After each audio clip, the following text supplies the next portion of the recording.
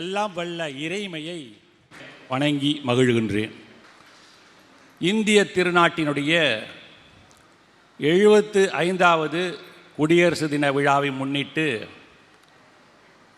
மன்னார்குடி என்கின்ற இந்த மண்ணை நகராட்சியில் புதுயுகம் தொலைக்காட்சியின் சார்பாக ஒரு எழுச்சிமிக்க சிறப்புமிக்க பட்டிமன்றம் இங்கே நடக்க இருக்கின்றது. மன்னார்குடியை பொறுத்தவரையில் பல சிறப்புகள் உண்டு. என்னோடு தொடர்புடைய ஒரு ஊர் இந்த ஊர். ஏனென்றால் 2020ஆம் ஆண்டிலே கோவிட் என்று சொல்லக்கூடிய அந்த கொரோனா தொற்றின் பொழுது நான் சுகாதாரத்துறையிலே மருத்துவ இணை இயக்குநராக பணியாற்றிய மாவட்டம் திருவாரூர் மாவட்டம். மன்னார்குடி அரசு தலைமை மருத்துவமனையை கொஞ்சம் முன்னேற்றியதில் எனக்கு ஒரு பங்கு உண்டு. என்குவா சர்டிஃபிகேட் வாங்குவதற்கு நான் உறுதுணையாக இருந்திருக்கிறேன். அங்கே இருக்கக்கூடிய CMO doctor Vijayakumar, doctor Govindarajan அவர்களுக்கெல்லாம் நன்றாக தெரியும். மருத்துவத்துறையிலிருந்து பல அன்பர்கள் வரி தந்திருக்கலாம். என்னுடைய பர்சனல் கற்கை போல ஒரு ஆஃபீஸ் சூப்பர்டென்ட் கமலக்கண்ணன் அவர்கள் என்னோடு நான் எங்கே விசிட் போனாலும் சரி, மருத்துவமனை பார்வையிட போனால் உடன் வருவார். வரலாற்றை ஆராய்ந்து பார்க்கிறேன். 1866 நகராட்சியாக ஆக்கப்பட்டிருக்கிறது இந்த ஊர் மன்னார்குடி. நினைத்து பாருங்கள், 150 ஆண்டுகளுக்கு மேலாக. 1866 கணக்கு போட்டு 156 ஆண்டு ஆகிடும் நிச்சயமாக. அப்பொழுதே, அதாவது ஆங்கிலேயர் ஆட்சி காலத்திலேயே நகராட்சியாக ஆக்கப்பட்ட ஊர் இந்த ஊர். அதே போல இந்த மன்னார்குடியில் இருக்கக்கூடிய ராஜகோபால சுவாமி கோவில் எனக்கு மிகவும் பிடித்த ஒரு கோயில். நான் எப்பொழுது மன்னார்குடி வந்தாலும் ராஜகோபால சுவாமியையும் செங்கமல தாயாரையும் வணங்கிவிட்டு தான் செல்லுவேன். அறிவு தாகம் எடுத்த மக்கள் வாழ்ந்த ஊர் இந்த மன்னார்குடி. ஏனென்றால் நடமாடு ஒரு நூலகம் என்பதை 1931 வாக்கிலேயே மாட்டு வண்டியோடு வந்து தெருக்கள் தோறும் புத்தகங்களை படிக்க விநியோகம் செய்திருக்கிறார்கள் எஸ்.ஆர். ரங்கநாதனும் கனகசபை பிள்ளையும். இந்த ஊரில் தான். நினைத்து பார்த்தால் வியப்பாக இருக்கிறது. மக்களுக்கு அறிவை வழங்க வேண்டும், அவர்கள் படிக்க வேண்டும், நாள்தோறும் புத்தகங்களை படித்து கொண்டே இருக்க வேண்டும் என்கின்ற நல்ல நோக்கத்தோடு ஒரு நூலகத்தை, பல புத்தகங்களை ஒரு மாட்டு வண்டியிலே வைத்து தெருகள் தோறும் வந்து விநியோகம் செய்துவிட்டு திரும்ப வருகின்ற போது திரும்பி வாங்கி கொண்டு அடுத்த புத்தகத்தை தரக்கூடிய மகத்தான பணியை இந்த ஊரிலே தொடங்கி இருக்கிறார்கள் என்கின்ற பொழுது, அப்படி அன்றைக்கே இந்த ஊர் மக்கள் அறிவை தேடி பெற்றிருக்கிறார்கள். அப்படிப்பட்ட சிறப்புமிக்க இந்த மன்னார்குடி ஊரிலே குடியரசு தினத்தை முன்னிட்டு இந்த பட்டிமன்றம் 1950 ஜனவரி 26 இந்திய அரசியலமைப்பு சட்டம் முறைப்படி நடைமுறைக்கு கொண்டு வரப்பட்டது, அமல்படுத்தப்பட்டது என்று சொல்லலாம். அந்த நாளை கொண்டாடக்கூடிய வகையில் உலகிலே இருக்கக்கூடிய ஜனநாயக நாடுகளிலே ஒரு மிகப்பெரிய நாடாக, குடியரசு நாடாக விளங்கக்கூடிய ஒரு நாடு நம்முடைய இந்திய தேசம். மக்களால், மக்களுக்காக, மக்களே தேர்ந்தெடுக்கக்கூடிய ஒரு ஆட்சியை இந்திய ஆட்சி. இந்த நாளிலே மூவண்ண கொடியை நாம் பறக்க விட்டு கொண்டிருக்கிறோம். மூவண்ண கொடியினுடைய சிறப்பு உங்கள் அனைவருக்கும் தெரியும். மேலே இருக்கக்கூடிய இளம் சிவப்பு நிறம், காவி நிறம் என்பார்கள். இளம் சிவப்பு நிறம் அது தியாகத்தை உணர்த்தக்கூடிய ஒரு நிறம், நம்முடைய உழைப்பை உணர்த்தக்கூடிய ஒரு நிறம். அது மேலே இருக்கக்கூடிய ஒரு நிறம். நடுவில் இருக்கக்கூடிய வெள்ளை அது தூய்மையை, உண்மையை நமக்கு காட்டுவதாக இருக்கிறது, வெண்மை நிறம். கீழே இருக்கக்கூடிய பச்சை நிறம் பசுமையான இதனுடைய வளத்தையும் இந்த நாட்டினுடைய விவசாய உற்பத்தியையும் குறிப்பிடுகின்ற வண்ணம் அந்த மூவண்ண கொடியை அற்புதமாக அமைத்திருக்கிறார்கள். நடுவே இருக்கக்கூடிய அசோக சக்கரம் தர்மத்தினுடைய அடையாளமாக அதிலே நிறுவப்பட்டிருக்கிறது. அப்படிப்பட்ட நம்முடைய இந்திய தேசிய கொடியை இந்த நாளிலே பறக்க விட்டு கொண்டு நாம் நம்முடைய நாட்டுப்பற்றை வெளிப்படுத்தி கொண்டிருக்கின்றோம். இந்த வேளையிலே ஒரு அருமையான ஒரு தலைப்பை இன்று தந்திருக்கிறார்கள். இன்புற்று வாழ்பவர்கள் கிராமவாசியா நகரவாசியா? எப்படி தலைப்பு? நல்ல தலைப்பு இல்லை. ஆனால் வாழும்போது எங்கே மகிழ்ச்சியாக வாழ்கிறான்? கிராமத்தில் இருக்கிறவன் மகிழ்ச்சியாக இருக்கிறானா? அது இன்புற்று இருக்கிறானா?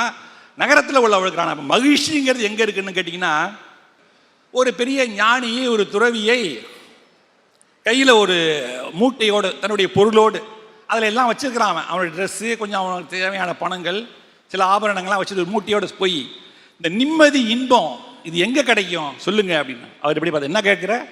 இந்த நிம்மதி, இந்த இன்பம் இதெல்லாம் எங்கே கிடைக்கும்? அவர் பார்த்தாரு. அந்த துறவி அவன் கையில் வச்சதால மூட்டையை பட்டுன்னு பிடுங்கினாரு. பிடிச்சார் ஓட்டம். என்னடா இவர்கிட்ட நம்ம சந்தேகம் கேட்க வந்தோம், இவர் பார்த்தா நல்ல சாமியார் மாதிரி தெரிஞ்சது, இவர் நம்மள ஆட்டையை போட்டு ஓடுறாருன்னு பின்னாடியே ஓடி இருக்கான் மூட்டையை வாங்கிறதுக்கு. அவர் ஓடுன்னு ஓடி அவரால் முடிஞ்சவரை ஓடி இருக்காரு. மூச்சு வாங்க ஓடுறாரு, இவரும் பின்னாடியே ஓடுறான். அப்படியே ஒரு இடத்துல போய் ஒரு இடத்துல ஆலமரத்தடியில் அப்படியே உட்காந்துருக்காரு. இவன் அப்படியே வந்து மூச்சு வாங்க அப்பான்னு பக்கத்தில் உட்காந்துருக்கான். இந்தா மூட்டை வச்சுக்க அப்படின்னாரான். அப்பா இப்போ தாங்க எனக்கு நிம்மதி வந்துச்சுன்னாரான். என்ன சொன்னான்? இப்போ தாங்க நிம்மதி வந்துச்சு. முன்னாடி இந்த மூட்டை எங்கடா இருந்துச்சு? என்கிட்ட தான் இருந்துச்சு. அப்போ இப்போ திரும்பி கொடுத்தோன்னே நிம்மதி வந்துச்சு. நீ ஏற்கனவே உங்ககிட்ட தான் இருந்துச்சு, அப்போ எங்கே அந்த நிம்மதி போச்சு? அந்த நிம்மதி என்பது உன்னிடத்தில் தான் இருக்கிறது. உன்னுடைய மனதை பொறுத்து தான் நிம்மதி, மகிழ்ச்சி என்பதை அது துறை உணர்த்தி இருக்கிறார். நினச்சி பாருங்க. போதும் என்ற மனமே பொன் செய்யும் வருது. நாம் நினைக்கிறோமா? இன்னும் சொல்கிறார், ஓஷோ சொல்கிறார், எங்கே அகங்காரம் மரணம் அடைகிறதோ அங்கே மகிழ்ச்சி துவங்குகிறது, இன்பம் துவங்குகிறது என்று சொல்கிறார். கிராமத்தில் சில வசதிகள் இருக்கின்றன, நகரத்திலே சில வசதிகள் இருக்கின்றன. நகரத்திலையா அது எல்லா வசதியும் என்ன வேணும்? நகரத்தில் என்ன இல்லை?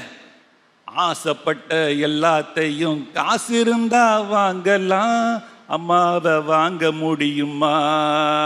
நீ அம்மாவை வாங்க, இந்த அம்மா அப்பாவை தவிர என்ன வேணாலும் வாங்கிடலாம். இப்போ எதில் வந்து நான் மகிழ்ச்சியோடு இருக்கிறோம்?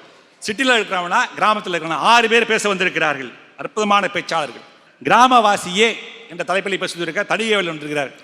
கிராமம் தாயா பார்த்தீங்கன்னா, நம்முடைய தமிழருடைய வாழ்க்கையில் குறிஞ்சி, முல்லை, மருதம், நெய்தல், பாலை என்று 5 வகையான நிலங்கள் இருந்திருக்கிறது. உங்களுக்கு தெரியும். மலையும் மலை சார்ந்த இடத்தில் வாழ்ந்திருக்கிறான் மனுஷன். முதல்ல தமிழர்கள் வாழ்ந்த இடமே மலையும் மலை சார்ந்த இடமாக தான் இருந்திருக்கிறது. முருகன் தான் முதற்கடவுளாக நமக்கு இருந்திருக்கிறாங்க. மலைக்கடவுள் முருகன், அவனை தான் நாம் வழிபட்டு இருக்கிறோம் தொன்மையான காலத்திலே. இன்னும் சொல்லப்போனால் தொல்காப்பியத்தில் கூட சேவன் என்று சுட்டி காட்டப்படுவோம் முருகன் என்று சொல்கிறார்கள். அப்படி குறிஞ்சி, முல்லை, காடு சார்ந்த இடத்திலே மக்கள் வாழ்ந்திருக்கிறார்கள். அங்கே இருக்கக்கூடியவன் கடவுள் விஷ்ணு என்று சொல்லக்கூடிய திருமால். அப்படி காடு சார்ந்த இடம். வயலும் வயல் சார்ந்த இடம் மருதம் என்று சொல்லக்கூடிய நாம் பெரும்பாலான மக்கள்லாம் வயலும் வயல் சார்ந்த இடத்தில் வசித்து கொண்டிருக்கிறோம். கடலும் கடல் சார்ந்த இடமாக இருக்கக்கூடிய நெய்தல் பகுதி, அங்கே வாழ்ந்து கொண்டிருக்கக்கூடிய மீனவ மக்கள், அவர்களோடு தொடர்புடையவர்கள் நெய்தல். பாலையில் நாம் வாழ்வதில்லை, நம்முடைய பகுதியிலே பாலை என்பது கிடையாது. ஆகவே இதுதான் இயற்கையோடு ஒட்டிய அந்த கிராமப்புற வாழ்க்கை தான் உயர்ந்த வாழ்க்கை என்று பேசுவதற்காக தனிய வேலனும் குடந்தை வாசகி. தனிய வேலனை பற்றி பேசுகிற தம்பி அற்புதமான பேச்சாளருங்க. குடந்தை வாசகி வருகை தந்திருக்கிறார். அருமைக்குரிய சகோதரி பழனி நாடறிந்த பேச்சாளர். அந்த மூவர் அற்புதமாக பேசக்கூடியவர்கள். கிராமத்து சைடு இதெல்லாம் கிராமத்துக்கு தகுந்த மாதிரி ஆள் வந்திருக்காரு. கிராமத்தில் மாட்டு வேண்டிய ஒழுகிற வெட்டி போடுறது அதெல்லாம் ஒரு வாழ்க்கையா. நகரத்தில் போய் பாரியா, என்ஜாய் பண்ணியா. லிஃப்ட்டில் அப்படி ஏறினா 14வது மாடி டக்குன்னு போய் இறங்கிக்கலாம் அப்படின்னு சொல்றதுக்காக 3 பேர் இருக்காங்க. யார் யார்? தருமபுரி சவுந்தரபாண்டி, ஏற்கனவே என்னுடைய பட்டிமன்றத்தில் பேசுகிற நல்ல பேச்சாளர், சிந்தனையாளர். உங்கள் ஊரை சார்ந்த முனைவர் அன்பரசு, தேசிய பள்ளி ஆசிரியர் வந்திருக்கிறார். இவங்க புதுகை பாரதி பல பட்டிமன்றங்களில் என்னோடு பேசி கொண்டிருக்கக்கூடிய நாடறிந்த நல்ல பேச்சாளர். அவரும் தமிழை அற்புதமாக உச்சரிக்கக்கூடியவர், நிறைய இலக்கிய அறிவு உடையவர். புதுகை பாரதி. இப்போ நம்ம கிராமத்திலேருந்து ஆரம்பிக்கும். நம்ம வாழ்க்கையை கிராமத்தில் தான் முதல்ல ஆரம்பிச்சுது. கொஞ்சம் கொஞ்சமாக தான் நகரமயமாக்கல் வந்து இல்லையா? அப்போது இன்புற்று வாழ்பவர்கள் கிராமவாசியே. ஏன் வாசி வசிப்பதுன்றது தான் வாசின்னு வச்சுங்க. கிராமத்தில் வசிப்பவர்கள் கிராமவாசிகள், நகரத்தில் வசிப்பவர்கள் நகரவாசிகள். வாழ்பவர்கள் கிராமத்தில் வாழ்பவர்கள் தாயா மகிழ்ச்சியாக ஆனந்தமாக வாழ்கிறாங்க அப்படின்னு சொல்வதற்காக, துவக்கி வைப்பதற்காக அன்பிற்குரிய தம்பி தனிய வேலனை அழைக்கின்றேன். வாப்பா. புதுயுகம் தொலைக்காட்சியின் கோடான கோடி ரசிகர்களுக்கு குடியரசு தின வாழ்த்துக்களை அன்போடு தெரிவித்துக் கொள்கின்றேன். பெரும் மதிப்பிற்குரிய நடுவர் அவர்களே, எனக்கு நீங்க ஒரு பதில் சொல்லணும். சொல்லுப்பா. நீங்கள் ஒரு நல்ல மருத்துவர், மிகச்சிறந்த இயக்குனராகவும் இருக்கீங்க. எல்லாவற்றையும் தாண்டி எத்தனையோ குடியரசு தின விழாக்களுக்கு நீங்க போயிருப்பீங்க. என்னுடைய கேள்வி இதுதான், எத்தனையோ நகரங்களில் நீங்கள் உங்கள் கரங்களால் கொடியேற்றிய அந்த குடியரசு தினம் எப்பொழுதும் உங்களுக்கு ஞாபகம் இருக்குமா? உங்களுடைய சிறு வயதில் கிராமத்து பள்ளிக்கூடத்தில் வரிசையில் நின்று அந்த புளிப்பு மிட்டாயை வாங்கி சாப்பிட்ட அந்த தினம் உங்களுக்கு மகிழ்ச்சியை தந்ததா? நல்ல கேள்வி கேட்டாரியா. ஒத்த காசுக்கு ஒரு பப்பர்மெண்ட் மாங்க, அது பேர். இந்த ஆரஞ்சு சொல்ல மாதிரி இருக்கும், அதே மாதிரி சைஸில் சின்னதாக இருக்கும். அதில் ஆசிரியர் எடுத்து விட 3-4 கையில் வரும். பார்ப்பேன், பக்கத்தில் உள்ளவனுக்கு 5, எனக்கு 4னா, உனக்கு 5 4 தான்டாம்பா. உள்ளபடியே அது நடுவர் அவர்களே யோசிச்சு பாருங்க. சிட்டில இருந்து ஒரு பையன் வந்தா, அவன் ஃபாரின்ல ஒர்க் பண்றான், ஒர்க் பண்ணிட்டு அவனோட பையனை கிராமத்துக்கு கூட்டு வரான். கூட்டு வந்த பையன் விரல் சூப்பிக்கிட்டே இருக்கான். அவனுடைய கிராமத்துல வசிக்கக்கூடிய அவனுடைய தாத்தா பாக்குறாரு, டே என்னடா என் பேரை விரல் சூப்பிக்கிட்டு இருக்கான், பா உனக்கு தெரியாதுப்பா, இருக்கிற மல்டி ஸ்பெஷாலிட்டி ஹாஸ்பிட்டலில் இருக்க டாக்டர்கிட்டலாம் கூட்டு போயிட்டேன், எல்லா டாக்டரும் செக் பண்ணி இதை எப்படியாவது தடுத்தலான்றாங்க, ஏகப்பட்ட ப்ராக்டிஸ்லாம் கொடுத்தாங்க, ஆனால் என் மகன் வாயில் விரல் சூப்புறதை மட்டும் நிறுத்தவே முடியலப்பான்னாரு. அந்த தாத்தா சொன்னார், கிராமத்தில் வசிக்கிறவர், ஏய் என் பேராண்டிக்கு ஒரு டவுசர் தச்சு போடுறான்னாரு. 2 நாள் லீவில் இருப்பான்ல, ஒரு 2 டவுசர் தச்சு போடுனார். எப்பா 50,000 ரூபா கொடுத்து சிட்டியில் இருக்கிற டாக்டரெல்லாம் பார்த்துட்டு ஒரு டவுசரில் என்ன வந்துட போகுதுன்னாரு. அவங்க தாத்தா சொன்னார், எங்கள் ஊரில் ஒரு டெய்லர் இருக்கான், அவங்கிட்ட நான் சொன்னேன்னு சொல்லு, என் பேரனை விட சைஸ் பெருசாக ஒரு டவுசர் தச்சு கொடுக்க சொல்கிறான்னாரு. மகனும் போய் தச்சிட்டு வந்து போட்டு விட்டான். போட்டு விட்ட உடனே வாயில் விரல் சுப்பலான்னு போனான், டவுசர் அவுந்து விழுது. விரல் சுப்பலான்னு போகிறான், டவுசர் அவுந்து விழுது. அந்த பையன் பார்த்தான், மானமா விரலான்னு யோசிச்சான். மானம் தான் முக்கியம்னு ட்ரௌசரை பிடிச்சான், விரல் சுப்புறதை விட்டான். யோசிச்சு பார்க்கணுமா இல்லையா? பாயிண்ட். கிராமத்துல சார் அந்த ஆறோ குளமோ இருக்கும் சார். அக்கா அந்த பக்கம் குளிப்பா, தங்கச்சி இந்த பக்கம் குளிப்பா, அம்மா இந்த பக்கம் குளிப்பா, அப்பனும் மாமனும் சித்தப்பனும் அதே குளத்துல ஒரு ஓரத்துல குளிச்சுட்டு இருப்பான் சார். ஆடு மாடுகள் அந்த பக்கம் குளிச்சுட்டு இருக்கும். யோசிச்சு பாருங்க, அப்பனும் சித்தப்பனும் மாமனும் குளிச்சுட்டு இருந்த அதே குளக்கரையில உட்காந்து அம்மாவும் தங்கச்சியும் பக்கத்து வீட்டுக்காரையும் குளிச்சுட்டு இருந்தாங்க. ஒரு நிமிஷம் கூட அவன் என்ன படம் எடுத்துருவான்னு அவங்க பயந்ததே கிடையாது சார் கிராமத்துல. ஆனா சொந்த வீட்டுல பாத்ரூம்ல குளிக்கும் போது கூட எவனாவது கேமரா வச்சு படம் எடுத்துருவானு பயந்துகிட்டே வாழ்ற வாழ்க்கை தானே உங்க நகரத்து வாழ்க்கை. என்ன பாருங்க, அழகா வேட்டியெல்லாம் கட்டி குங்குமம் திருநெல்லாம் வச்சு யோசிச்சு பேசணும் சார். சிட்டியில போயிட்டு ஒருத்தவங்கிட்ட அட்ரஸ் கேட்டு பாருங்களேன். What this address? I don't know. அப்படின்னு கையில கொடுத்துட்டு போயிடுவான். இதே கிராமத்துல போய் ஊர் எல்லையில நின்று அட்ரஸ் கேட்டீங்கன்னு வச்சுக்க, நீங்க வீட்டு அட்ரஸை கேட்டீங்கன்னா வீட்டு வாசல் வரைக்கும் கொண்டு போய் விட்டு அவர் எங்க மாமாங்க, அவர் எங்க சித்தப்பாங்கன்னு சொல்லி உறவுகளை அறிமுகப்படுத்துவான் சார் கிராமத்தா. யோசிச்சு பாசுமா இல்லையா? கிராமத்துல சாப்பிட்டு முடிச்சு, எப்பா இன்னைக்கு நல்ல கறி குழம்பு சாப்பிட்டேன்டா, அந்த வெத்தலை பாக்க எடுத்துட்டு வா. சாப்பிட்டு முடித்த பிறகு வெற்றிலை பாக்கு போடுவது கிராமத்து வாழ்க்கை. சாப்பிட்றதுக்கு முன்னாடி 10 டேப்லெட், சாப்பிட்டதுக்கு அப்புறம் 10 டேப்லெட் போடுறது தானே உங்க நகரத்து வாழ்க்கை. யோசிச்சு பார்க்கணுமா இல்லையா சார்? கிராமத்திலே குக் பண்ணி சாப்பிட்றாங்க சார். அது முதல்ல நல்லா தெரிஞ்சுங்க பாரதி அக்கா.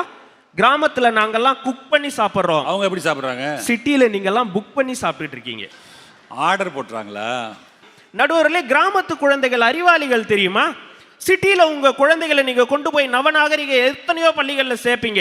சேர்த்து முடிச்சதுக்கு அப்புறம் அந்த பிள்ளைங்க கிட்ட போய் கேட்டு பாருங்க, அமெரிக்காவுக்கு எப்படா போகணும் தெரியும், ஆஸ்திரேலியாவுக்கு எப்படா போகணும், என் பிள்ளைக்கு எல்லாம் தெரியும். ஆஸ்திரேலியாவுக்கு எப்படி போகணும்னு கேட்டு பாருங்க, அழகா மேப்ல சொல்லுவான். அமெரிக்காவுக்கு எப்படி போகணும்னு கேளுங்க, அழகா சொல்லுவான். இருக்கிற அத்தனை கான்டினென்ட்ஸும் தெரியும், அத்தனை கண்ட்ரிஸ் தெரியும் அப்படின்னு சொல்லி சிட்டியில் பெருமைப்பட்டு கொள்வார்கள். அதே குழந்தைகிட்ட போயிட்டு வீட்டுக்கு எப்படி தம்பி போவேன், ஆட்டோ வராத போ தெரியாது அங்கிள். சத்தியமா. ஆனா கிராமத்து குழந்தைகள் பாருங்க, நாள்தோறும் அவனா பைய எடுத்துக்கிட்டு அவனா பள்ளிக்கூடம் போவான், அவனா வீடு வந்து சேருவான். சத்தியமா சொல்ற நடுவர்களே, கிராமத்துல இருக்க குழந்தைகளை மாதிரி அறிவாளி குழந்தைகள் யாரும் கிடையாது. யோசிச்சு பாருங்க, நாள் ஃபுல்லா மண்ணில் விளையாடுவான் சார். லீவ் விட்டா நாள் ஃபுல்லா மண்ணில் விளையாடுவாங்க. அவங்க அம்மா போட்டு அடிச்சு வெளுக்கும், காலையில போனவே மதிய வரைக்கும் விளையாடிட்டு இருக்கேடா மண்ணுல அப்படின்னு அந்த மண்ணெல்லாம் தொடச்சு விட்டு கை காலை கழுவி வச்சு பிள்ளைக்கு சாப்பாடு ஊட்டும் கிராமத்துல இருக்கிற தாய். நான்லாம் அப்படி விளையாண்டவன் தான் ஒரு காலத்துல. குண்டு, கோலி குண்டு, கிட்டி புல், பம்பரம் குத்துறதுன்னா நான் குத்துற மாதிரி குத்த அப்படியே தெரிய வேலை. சும்மா சவுண்டு வரணும், அப்படியே அப்படி தூக்கி கையில் எழுதினா அப்படி என்ன ஸ்டைலாக இருக்குமா, கையில் இருக்கும்போது சத்தம் வரணும்.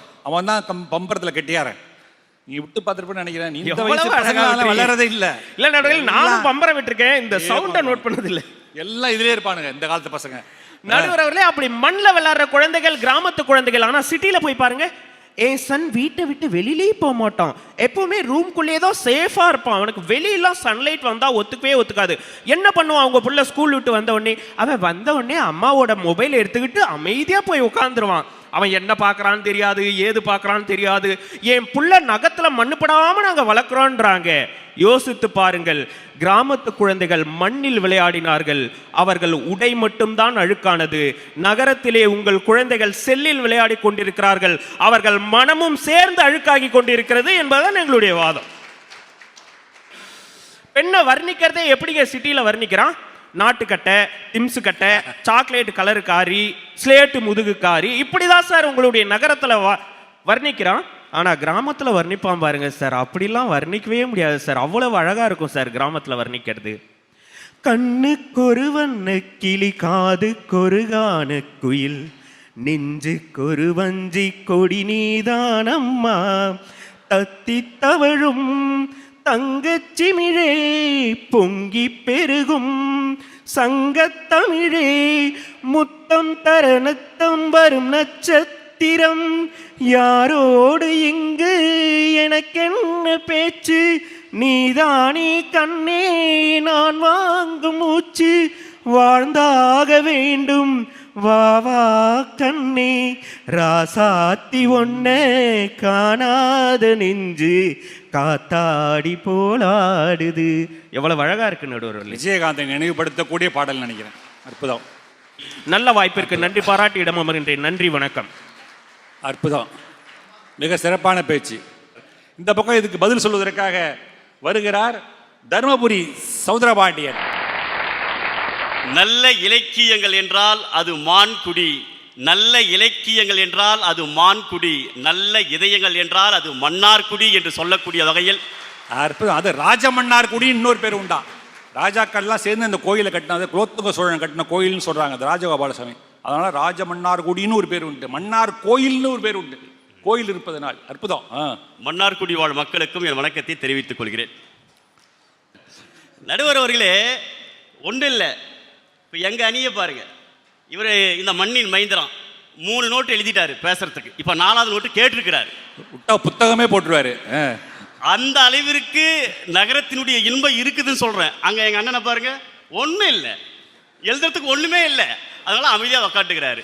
நான் அண்ணனுக்கு ஒரு வேண்டுகோள் வைக்கிறேன். ஒரு வாரத்துக்கு ஒரு வெளிநாடு போறாருங்க அண்ணன், பழனி அண்ணன், அதுக்கு ஒரு கைத்தட்டலாம், ஒன்றும் இப்போ தப்பு இல்லை. ஒரு வாரத்துக்கு ஒரு முறை வெளிநாடு போற அண்ணன் ஒரு 2 நாள் ஒதுக்கி கிராமத்தை போய் சுற்றி பாருங்கண்ணா, கிராமம் இப்போ எப்படி இருக்குதுன்னு பார்த்துட்டு வந்து பேசுங்கண்ணான்னு கேட்குறேன். அதுதான் வேற ஒன்றும் நடுவர்களே. ஒரு சகோதரர் வந்து சொன்னார், பொதுவாகவே கிராமத்தில் என்ன சொல்லுவான்னா விவசாயிகளை பற்றி சொல்லுவாங்க. விவசாயிகள் வியர்வை சிந்துகிறார், விவசாயிகள் தெய்வத்திற்கு இணையானவர். நகரவாசிகளை நான் அனைவரும் ஏற்றுக்கிறோம், நாங்கள் இல்லைன்னு சொல்லலை. அந்த காலத்தில் கிராமத்தில் மருத்துவமனை இல்லை, மருத்துவமனையுடைய விழிப்புணர்வு இல்லை. உங்களை போன்ற மருத்துவர்கள்லாம் படித்து அதனுடைய விழிப்புணர்வை கிராம மக்களுக்கு ஏற்படுத்திய பிறகுதான் அவர்களுக்கு எந்த நோய் இருந்தாலும் அதை தொடக்கத்திலேயே கண்டுபிடித்து அதை சரி செய்கிற ஒரு விழிப்புணர்வை கொடுத்தது எது என்றால் நகரம் என்பதை யாரும் மறந்துவிடக்கூடாது. இப்போ சமீபத்தில் சென்னையில் வெள்ளம் வந்தது. சென்னையில் வெள்ளம் வந்தபோது திடீரென்று ஒரு பகுதியில் இருக்கக்கூடியவர்களுக்கு உணவு கிடைக்கல, அங்கே வந்து கரண்ட் கட் ஆகி போச்சு. அந்த பூந்தமல்லி என்கிற ஊரில் ஒரு மசூதி இருக்கிறது. அந்த மசூதியில் இருக்கக்கூடிய நிர்வாகிகள் அனைவரும் தங்களுடைய மசூதியை திறந்து வைத்து அங்கு இருக்கக்கூடிய அத்துணை மக்களையும் உள்ளே வாருங்கள் என்று அழைத்து அவர்களுக்கு தேவையான உணவையும் அவர்களுக்கு தேவையான வசதியும் கொடுத்து அழகு பார்த்தவர்கள் யார் என்று சொன்னால் நகரவாசிகள் தான் என்பதை இந்த இடத்தில் நான் பதிவு செய்கிறேன். அதாவது மனிதத்தை போற்றுகிறார்கள்.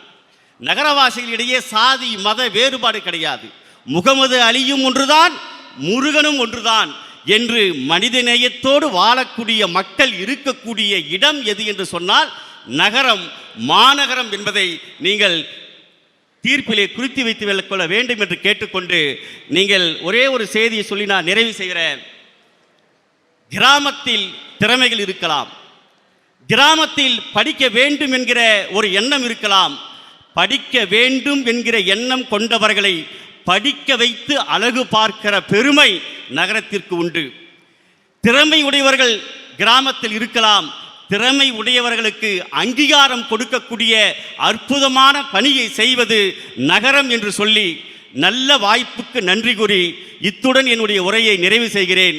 நடுவர் அவர்களே, மற்ற இடங்களில் செல்லுகிற பொழுது அந்த இடத்தை விட்டு மட்டும்தான் வருவேன், இந்த இடத்தில் மட்டும்தான் என் இதயத்தையே இங்கு விட்டுவிட்டு செல்கிறேன். நன்றி, வணக்கம்.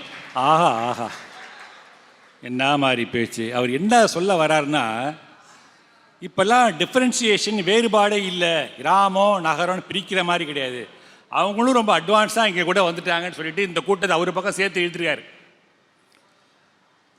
கிராமமா நகரமா, எங்கே இருக்கிறவன் மகிழ்ச்சியாக இருப்பான் அப்படின்னா, என்னுடைய அனுபவத்தில் நான் பார்க்கும்போது எதில் மகிழ்ச்சி அப்படின்னு கேட்டால் ஒரு சில பேர் சொல்லுவான், ஜாலியாக அப்படியே ஊர் சுற்றிட்டு போயிடுது, உல்லாச பயணம், சுற்றுலா, ஊட்டி, கொடைக்கானல், ஏற்காடு, இல்லைன்னா கோவா, சிம்லா, டார்ஜிலிங், இந்த மாதிரி போயிட்டு வரோம் பாருங்கள், அதுதான் மனசுக்கு இன்பம்பா. சில பேர் கேட்டால் அருமையான மியூசிக், இப்போ பாடினார இளையராஜாவுடைய பாட்டு கேளுங்க, ஜனனி ஜனனி ஜெகம் நீ ஜெகம் நீ, இளையராஜா வயசை கேட்கும்போது ஒரு ஆனந்தம், அது மியூசிக் கேட்குறதாயே ஆனந்தம். சில பேருக்கு நண்பர்களோடு சேர்ந்து அரட்டை அடித்து பாருங்கள், ஆனந்தமாக இருக்குமா. 4-5, அதுவும் பள்ளிக்கூடத்தில் படித்த நண்பர்கள், காலேஜில் படித்த பசங்கள்லாம் ஒன்றா ஒரு 5-6 பேர் சேர்ந்துட்டோம்னு வச்சுங்களேன், ஒரு நாள் 2 நாள் தங்கிட்டு பிரியும் போது மனசு ரொம்ப கஷ்டமாக இருக்கும். அதில் தான் ஆனந்தம்பாங்க. என்ன தான் அந்த ஆனந்தம் இருந்தாலும் வெளியூரில் போய் ஹோட்டலில் போய் ஒரு வாரம் தங்கியிருந்து விதவிதமாக ஃபுட்டை சாப்பிட்டாலும், ஸ்விம்மிங் பூலில் குளிச்சுட்டு வந்தாலும், திரும்ப வீட்டுக்கு வந்து சொந்த ஊருக்கு வந்து சொந்த மண்மணத்தை நுகர்றோமே, அதில் இருக்கக்கூடிய மகிழ்ச்சி வேறு எதுலேயுமே கிடையாதுங்க. எல்லாருக்குமே அப்படி தான். வெளிநாடு போய் சிங்கப்பூரில் போய் இருப்பான் 1 மாதம் 2 மாதம் 6 மாதம்னு, ஆனால் அந்த 2 நாள் தீபாவளிக்காக அங்கேருந்து வரத்துக்கு என்கிட்ட இந்த 2 நாளைக்கு வருவான் பாருங்க. 6 மாதம் அங்கே இருந்த மகிழ்ச்சியை விட அது 2 நாள் தன் சொந்த ஊரில் இருந்த மகிழ்ச்சி தான் அவருக்கு ஆனந்தமாக மகிழ்ச்சியாக இருக்கும். அது நகரமாக இருந்தாலும் சரி, கிராமமாக இருந்தாலும் சரி. இப்போ இந்த பக்கம் ஒரு நிறைவு செஞ்சிருக்கிறார். இதுக்கு பேசுவதற்கு பதில் சொல்வதற்காக அருமைக்குரிய குடந்தை வாசகி அவர்களை அன்போடு அழைக்கிறேன். முகம் தந்த என்னுடைய தாயையும் முகவரியை தந்த தமிழையும் முதற்கண் வணங்கி இந்த அரங்கில் வீற்றிருக்கக்கூடிய அத்துணை சான்றோர் பெருமக்களுக்கும் வணக்கத்தை தெரிவித்துக் கொண்டு, உலகெங்கும் பார்த்து கொண்டிருக்கக்கூடிய புதுயுகம் ரசிகர்கள் அத்துணை பேருக்கும் எனது இனிய குடியரசு தின நல்வாழ்த்துக்களை தெரிவித்துக் கொண்டு, ஐயா, அழகான தலைப்பு. இன்புற்று வாழ்பவர்கள் கிராமவாசியா நகரவாசியா? வாழ்க்கையை சாதாரணமாக வாழ்ந்துட்டு போயிட்டுருக்கிறது நகரவாசிகள். ஆனால் வாழ்க்கைன்னா இப்படி தாண்டா ரசித்து வாழணும்னு வாழ்ந்துக்கிட்டு இருக்கிறது தாங்க எங்களுடைய கிராமத்து வாசிகள்.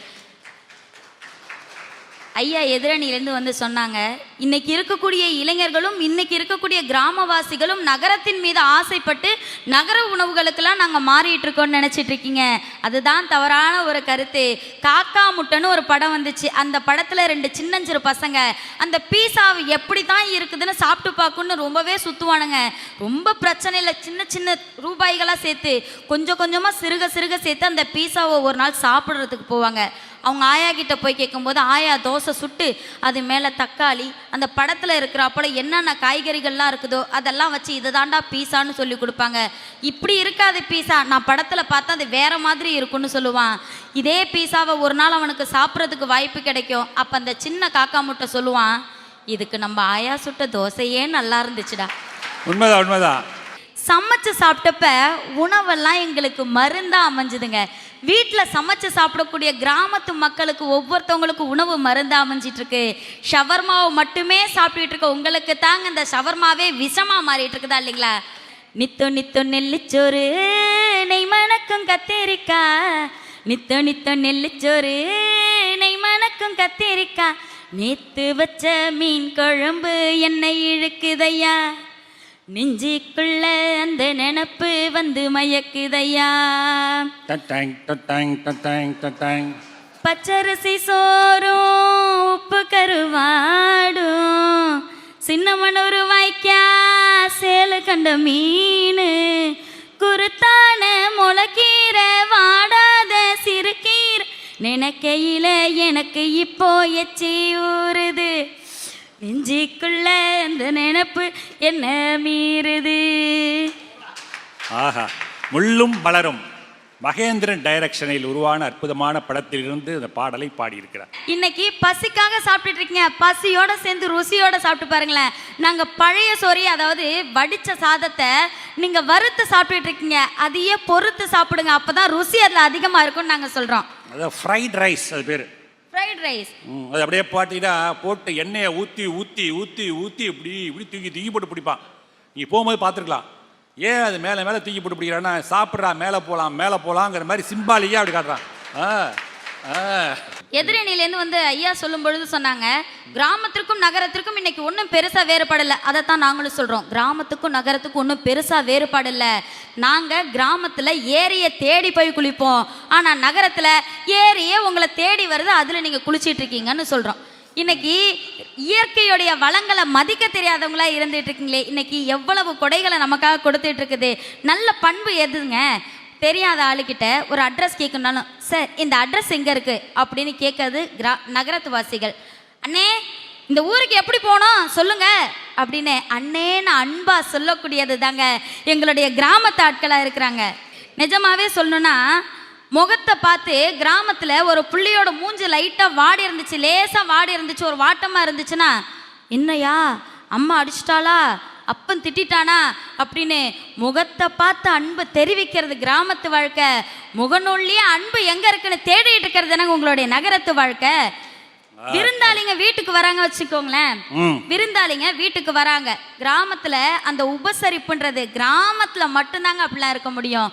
விருந்தாளிங்க வீட்டுக்கு வராங்கன்னா அவங்க திரும்பி போகும்போது பத்திரமா வழி அனுப்பி பார்த்து பத்திரமா போயிட்டு வாங்க, போயிட்டு சேதி அனுப்புங்க, பத்திரமா சேர்ந்துட்டேன்னு ஒரு ஃபோன் பண்ணுங்கன்றது போல கிராமத்துல சொல்லுவோம். ஆனா நகரத்துல அப்படி கிடையாதுங்க. விருந்தாளி வந்து வீட்டுக்கு போறாங்கன்னா, போறீங்கல்ல அப்படியே கேட்டை கொஞ்சம் சாத்திட்டு போங்களேன் அப்படின்னு சொல்லக்கூடிய அளவுக்கு தாங்க இன்னைக்கு நகரத்து வாழ்க்கைலாம் இருந்துட்டு இருக்குது. பக்கத்து வீட்டில் யார் இருக்காங்க அப்படின்னே தெரியாதது தாங்க உங்களுடைய நகரத்து வாழ்க்கையாக இருந்துட்டு இருக்குது. ஆனால் பக்கத்து வீட்லேயும் என்ன குழம்பு வச்சுருக்காங்க, குழம்புல எந்த அளவுக்கு உப்பு போட்டிருக்காங்கன்றத அளவுக்கு நோட் பண்ணக்கூடியது எங்களுடைய கிராமத்து வாழ்க்கை இல்லைங்களா? அப்போ நம்ம மட்டும் இல்லை, நம்மளை சுற்றி இருக்கிறவங்களும் என்ன பண்ணிட்டு இருக்காங்க, எப்படி இருக்காங்கன்னு தெரிஞ்சுக்கிறதுல இருக்குதுங்க இன்பம்லாம். நிறைவாக நான் இப்படி சொல்கிறேன், விளையாட்டை பற்றி அண்ணன் எங்களுடைய அணிலேருந்து அண்ணன் வந்து சொன்னாங்க, விளையாட்டு அப்படின்னா விளையாட்டை வெறும் விளையாட்டாக மட்டும் பார்க்காத இடம் தாங்க எங்களுடைய கிராமம். ஆனால் அந்த விளையாட்டிலையுமே கூட பப்ஜி, ஃப்ரீ ஃபயர் சூதாட்டங்கள், அந்த ரம்மி சர்க்கிள்னு சொல்லக்கூடிய சூதாட்டங்களில் கூட பணம் கட்டி இன்னைக்கு எத்தனையோ பேர் வீணாக போயிட்டுருக்காங்க. ஆனால் கிராமத்து விளையாட்டெல்லாம் அப்படி கிடையாதுங்க. கில்லித்தாண்டு, பம்பரம், பல்லாங்குழி, பரமபதம் விளையாண்டோம். இதில் பல அறநெறி கருத்துக்களை நமக்கு சொல்லி தந்துட்டு இருக்கிறது அந்த விளையாட்டு தாங்க. பல்லாங்குழி எப்படிப்பட்ட ஒரு அற்புதமான கருத்தை சொல்லுதுன்னா, விளையாட்டு இது விளையாட்டு மட்டும் இல்லை, உன்னுடைய வாழ்க்கைக்கான வழிபாடு அப்படின்னு சொன்னது தானங்க. பல்லாங்குழியில் இருக்கிற இடத்துலேருந்து எடுத்து இல்லாத குழிகளுக்கு கொடுத்து பழகுன்னு சொன்ன பல்லாங்குழி விளையாட்டு கிராமத்தில் தானே இருக்குது. வாழ்க்கைன்னா வெற்றி மட்டுமே இருக்காது, ஏணிகள் போல உனக்கு வாழ்க்கையில் உன்னை மேலே தூக்கி விடுறதுக்கு ஏணிகளாகவும் வருவாங்க. அதே போல இருந்தாலுமே பக்கத்திலேயே நல்லவனா பாம்பு போலையும் ஒரு இருப்பான். வாழ்க்கையை பார்த்து தான் நீ வாழணும்னு சொன்ன பரமபதமும் எப்படியாப்பட்ட விளையாட்டு இல்லைங்களா? இது மாதிரியான விளையாட்டுகளும் கிராமத்தில் தானங்க இருக்குது. இன்னைக்கு எவ்வளவோ வாழ்க்கைகள், இன்னைக்கு வசதிகள் வந்துருச்சு, வாய்ப்புகள் வந்துருச்சு, எல்லாமே இருக்குது நகரத்தில் தான். கிராமத்தில் எதுவுமே இல்லைன்னு சொல்லாதீங்க. கிராமமே எப்படிப்பட்ட அற்புதமான பொக்கிஷங்க நமக்கு இயற்கை தந்தது. கிராமங்களை ஒரே நாளில் அழித்து நகரமாக மாற்றிவிடலாம், ஆனால் நகரங்களை அழித்து 100 வருடமானாலும் ஒரு கிராமத்தை உருவாக்க முடியாது என்பதை மட்டும் சிந்தித்து கிராம வாழ்க்கையே மனிதனுக்கு இன்பமான வாழ்க்கையாக இருக்கும் என்று நல்ல தீர்ப்பை தாருங்கள் என்று சொல்லி நன்றி கடன் அமைகிறேன். நன்றி, வணக்கம். குடந்தை வாசகி அற்புதமான பேச்சு. சாப்பிட்ற மேட்டரை வச்சே கிட்டத்தட்ட அவங்க ஒரே நிறைவு செஞ்சுருக்காங்க. அருமையான பாட்டு. எல்லாம் சாப்பிட்ற விஷயம்தான். விளையாட்டை பற்றி சொன்னாங்க பார்த்தீங்களா? சின்ன வயசில் பெண்கள் விளையாடுற விளையாட்டில் பயணி இவங்க ஊரில் இப்போ நீங்கள் பார்த்துருப்பீங்க, இல்லை, கண்ணை பொத்திடுவாங்க. கண்ணை பொத்திட்டு கண்ணை நல்லா கட்டிட்டு காட்டாது. ஒன்று தெரியுதா இத்தனை என்னென்னா தெரிஞ்ச கூட தப்பாக தான் சொல்லும். எனக்கா கண்ணை பிடிக்கணும்ல, இப்போ பிடி அப்படின்னு சொல்லிட்டு கண்ணை மூடிட்டு வந்து பிடிக்கணும். அதே போல் ஒரு காலை கட்டி வச்சுருவாங்க. ஒரு காலை கட்டிட்டு ஒரு காலால் நொண்டி அடிக்கணும், தாண்டணும், கீழே பெட்டி போட்டு தாண்டி சில்லியை போட்டு தாண்டி போயிட்டு வரணும். இதெல்லாம் எதை உணர்த்துது தெரியுமா? கண் பார்வை இல்லாதவர்கள், மாற்றுத்திறனாளிகள், ஊனமுள்ளவன்னு சொல்ல முடியாது, காலிலே குறைபாடு உள்ளவர்கள் என்ன வேதனை அனுபவிப்பார்கள் என்பதை நாம உணர்ந்து பார்க்க வேண்டும் என்பதற்காக விளையாட்டில் கூட அப்படி விளையாடி பகிர்ந்திருக்கிறார்கள் நம்முடைய நாட்டிலே வாழ்ந்த மக்கள், இளைஞர்கள், பெண்கள். இன்றைக்கு அதெல்லாம் இருக்கா இல்லையே? கிராமத்தில் தானே அதெல்லாம் இருந்துச்சுன்னு அற்புதமாக பேசியிருக்காங்க. இதற்கு பதில் சொல்லுவதற்காக நல்ல பேர் அன்பு அரசு. மனித பிணிக்கு மருத்துவம் பார்க்கும் மருத்துவ பணிகளுக்கிடையில் சமுதாய பிணிக்கும் சிந்தனைகள் மூலம் மருத்துவம் பார்க்கும் நடுவர் அவர்களே, கிராம பின்புலம் இருந்தாலும் நகரத்தில் வாழ்ந்து கொண்டு கிராமவாசிகள் தான் இன்புற்று வாழ்கிறார்கள் அப்படின்னு சொல்லி கொஞ்சம் கூட பொய் பேசுகிறோன்னு எந்த முகபாவனையும் இல்லாமல் அழகாக 2 பேர் பொய் பேசிட்டு உட்கார்ந்துருக்காங்க. இன்னொருத்தர் பேசுறதுக்கு சிரிச்சுட்டே தயாராகி கொண்டிருக்கிற கிராமவாசிகள் அணியினரை, எனது அணியில் மிகச்சிறப்பாக நகரத்தில்தான் இன்பமான வாழ்க்கை இருக்கிறது என்று தனது ஆணித்தரமான வாதத்தினை பதிவு செய்திருக்கிற அண்ணன் சவுந்தரபாண்டியன் அவர்களே, பின்னர் வருகிற சகோதரி அவர்களே, அரங்கத்தில் இருக்கின்ற சான்றோர் பெருமக்களே, உங்கள் அனைவருக்கும் எனது பணிவான வணக்கத்தினை தெரிவித்துக் கொள்கிறேன்.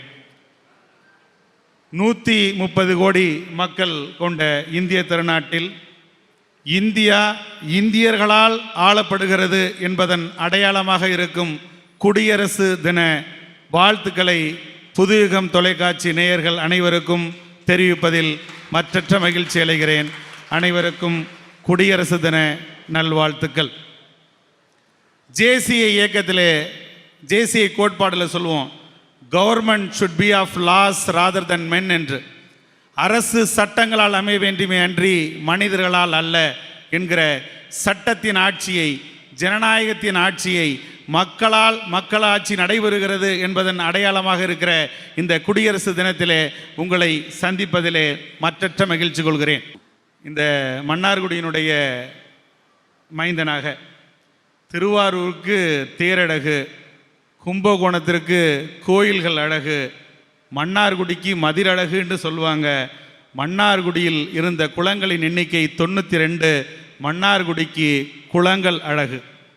காடு நீக்கி நாடு கொள்ளும் முயற்சியில் சோழர்கள் ஈடுபட்ட போது 1070ஆம் ஆண்டு முதல் 1125ஆம் ஆண்டு வரை முதலாம் குலோத்துங்க சோழனால் ஒரு நகரம், ஒரு பிளான்டு டவுனாக, ஒரு நகரம் இப்படி தான் இருக்கணும் அப்படின்னு சொல்லி வடிவமைக்கப்பட்டு உருவாக்கப்பட்ட நகரம் மன்னார்குடி. குலோத்துங்க சோழ விண்ணகரம்னே ஒரு பேர் உண்டாது. இது ஏதோ போகிற போக்கில் அப்படியே கிராமம் அப்படியே விரிவடைந்த நகரமாக ஆனதல்ல மன்னார்குடியினுடைய வரலாறு. தமிழகத்தில் இன்னைக்கு இருக்கிற மாநகராட்சிகளுக்கெல்லாம் முன்னதாக நகராட்சியாக உருவானது ஆங்கிலேயர் ஆட்சி காலத்திலேயே மன்னார்குடி என்கிற செய்தியை பெருமையோடு இங்கே பதிவு செய்ய ஆசைப்படுகிறேன். பாமணி ஆறு அப்படியே ஒரு தாய் குழந்தையை அரவணைப்பது போல், அப்படியே மேலப்பாலத்திலேருந்து கீழப்பாலம் வரைக்கும் அப்படியே ஒரு தாய் குழந்தையை அரவணைப்பது போல் இந்த மன்னார்குடி நகரத்தை அரவணைத்து வளம் கொடுக்கிற ஊர் எங்கள் மன்னார்குடி. தென்னாட்டு பெர்னோலி என்ற அறிஞர் அண்ணாவால் போற்றப்பட்ட ஊர் மன்னார்குடி. 1927ஆம் ஆண்டு மகாத்மா காந்தி இந்த ஊருக்கு வருகை தந்திருக்கிறார். இங்கே ஆர்பி சிவம் நகர் என்று இருக்கிறது, மகாத்மா காந்தி வந்த நினைவிடம் இருக்கிறது. பாரதியார் 1908ஆம் ஆண்டு புதுச்சேரியிலிருந்து தலைமறைவு வாழ்க்கை வாழ்ந்த பொழுது மன்னார்குடி அவருக்கு அடைக்கலம் கொடுத்தது. இங்கே மேலநாகியிலே பாரதியாருடைய நினைவிடம் இங்கே இருக்கிறது. காக்காஜி முதற்கொண்டு பாஷ்யம் ஐயங்கார் 1932ஆம் ஆண்டு சென்னை கோட்டை கொத்தளத்தில் ஜனவரி 25, 1932ஆம் ஆண்டு 200 அடி உயர கொடி கம்பத்தில் ஆங்கிலேயர் கொடியை இறக்கி தேசிய கொடியை ஏற்றிய விடுதலை போராட்ட தியாகி பாஷ்யம் ஐயங்கார் இந்த மன்னார்குடி நகரத்திற்கு பெருமை சேர்த்தவர். சிந்து சமவெளி நாகரீகம் உலகத்தின் தோன்றிய முதல் நாகரீகம். அந்த நாகரீகம் அப்படிங்கிறதே நகரமயமாதலை குறிப்பது தான் நாகரீகம். நகரீகம் என்பதுதான் நாகரீகம். நடுவர் அவர்களே, ராசையாவை தெரியுமா உங்களுக்கு? யாருங்க? ராசையா இளையராஜா தானே. நடுவருக்கு நல்லா தெரிஞ்சிருக்கு. ராசையா கிராமத்தில் இருந்தால் ராசையாவாகத்தான் இருந்திருப்பார், யாருக்கும் தெரியாது. நகரத்திற்கு வந்த பிறகுதான் ராசையா இளையராஜாவாக இந்த உலகம் அறிந்து கொண்டது. பண்ணைபுரம். அது பண்ணைபுரம். பாரதி ராஜா அள்ளி நகரத்தில் இருந்திருந்தால் பாரதி ராஜாவை இந்த உலகம் அறிந்திருக்காது. நகரம்தான் சாதனையாளர்களுக்கும் திறமையானவர்கள் இல்லைன்னு இல்லை, எல்லா இடத்துலையும் இருக்காங்க. கிராமத்தில் இருக்கிறார்கள், நகரத்தில் இருக்கிறார்கள். ஆனால் சாதனையாளர்களுக்கு, திறமையானவர்களுக்கு சிவப்பு கம்பளம் விரித்து வரவேற்பது நகரம்தான். அவர்கள் சாதனையை உலக அறிய வைப்பது நகரம்தான் என்று எனது அணியினை வாதத்தினை இந்த லிஸ்ட்ல இன்னொருத்தரை சேர்த்துக்கிறேன். என்னுடைய மனங்கவர்ந்த ஒரு கவிஞர் கவிப்பேரரசு வைரமுத்து வடுகப்பட்டி என்ற ஊரிலே பிறந்து இன்றைக்கு மகாகவிதை வரை எழுதி சாதனை புரிந்திருக்கக்கூடிய கவிப்பேரரசு வைரமுத்து சென்னைக்கு வந்து பச்சையப்பன் கல்லூரியில் படித்து பிறகு நிழல் படத்தில் இது போகிறாங்க டியூன் எழுதியா பார்ப்போம்ட்டார். இது ஒரு பொன் மாலை. எது இன்பம்? நல்ல படிப்பு இன்பம், நல்ல கல்வி இன்பம், நல்ல வேலை வாய்ப்பு பெறுவது இன்பம். அப்படி இன்பமான வாழ்க்கை என்பது சொந்த வீட்டிலும் படிப்பிலும் அப்படிங்கிறது இல்லை. அது எங்கே கிடைக்கும் அப்படின்னா நகரத்தில் மட்டும்தான் கிடைக்கும். நல்ல போக்குவரத்து வேணுமா? நகரத்தில் இருக்கு. நல்ல கல்வி நிறுவனங்கள் வேணுமா? ஒன்றும் இல்லை நடுவர் அவர்களே, உடம்பு சரியில்லை என்ன செய்கிறோம்? பக்கத்தில் தஞ்சாவூர் அழைச்சிட்டு போகிறோமா? மெடிக்கல் காலேஜ் எங்கே இருக்குது அங்கே அழைச்சிட்டு போகிறோமா? கிராமத்தில் இருந்தால் அந்த வாய்ப்பு கிடைக்குமா? கல்வி நிறுவனங்கள், நல்ல நிறுவனங்கள் நகரத்தில் தான் இருக்கிறது. அப்போது நல்ல வேலை வாய்ப்பு இருக்குது, நகரத்திற்கு தான் செல்லணும். நல்ல மருத்துவ வசதி வேணுமா? நகரத்துக்கு தான் செய்யணும். ஒன்றும் இல்லை, கிராமத்தில் எத்தனையோ விவசாயிகள் விளைபொருட்களை விளைவிக்கிறார்கள். மார்க்கெட்டிங் பண்ணுறதுக்கு என்ன செய்கிறது? நகரத்துக்கு தான் வந்தாகணும். தணிகை ரொம்ப அழகாக சொன்னார் நடுவர் அவர்களே. கிராமத்தில் எல்லாரும் குளத்தில் குளிக்கிறாங்க அப்படின்னு ரொம்ப அழகாக அந்த காட்சி அப்படியே என் கண்முன் வந்துச்சு. சித்தப்பா குளிக்கிறாராம், அங்கிட்டு அத்தை குளிக்கிறாங்களாம், எய்த்தாப்பில் ஆடு குளிக்குதான், மாடு குளிக்குதான். அது பேர் குளமா இல்லை குளம்தானா? இல்லை எல்லாரும் குளம் தான். அது பேர் குளம் இல்லை, அது சாக்கடை. தணிகை வந்து ரொம்ப இதாக சொல்லிட்டாரு. மண்ணு விளையாட்டு விளையாடுறாங்களாம். மண்ணை விளையாட தங்கச்சி வந்து சொன்னிச்சு, பரமபதம் நாங்கள் என்ன பரமபதம் விளையாட மாட்டோம்னு சொல்கிறோம். ஏன் நகரத்தில் உட்காந்து பரமபதம் விளையாண்டா பரமபதம் இருக்காதா? ஏன் நாங்கள் பல்லாங்குழி விளையாண்டா ஆகாதா? இது சட்ட திருத்தம் ஏதாவது போட்டிருக்காங்களா? பல்லாங்குழி எங்கே வேணாலும் விளையாடலாம், பரமபதம் எங்கே வேணாலும் விளையாடலாம். ஆனால் எங்கள் அணியில் சவுந்தரபாண்டியன் சொன்னது போல் யார் கையிலையும் பல்லாங்குழி இல்லை, எந்த கிராமத்துலேயும் பரமபதம் இல்லை, எல்லார் கையிலையும் செல்லு தான் இருக்குது. 86 வயசு பாட்டியும் 5G தான் வச்சுருக்கு. யாரும் எந்த விளையாட்டையும் விளையாடுறது இல்லை. இதில் நகரம் கிராமம்னு எந்த வேறுபாடும் கிடையாது. தமிழக அரசு $3 டிரில்லியன் பொருளாதார வளர்ச்சியை நோக்கி திட்டங்களை எடுத்து முன்னோக்கி சென்று கொண்டு இருக்கிறது. உலக வர்த்தக மாநாடு சமீபத்தில் தமிழகத்தில் நடந்தேறி இருக்கிறது. எத்தனையோ பொருளாதார முதலீடுகள் வந்திருக்கிறது. ஊராட்சிகள் பேரூராட்சிகளாக மாற தயாராகி கொண்டிருக்கின்றன.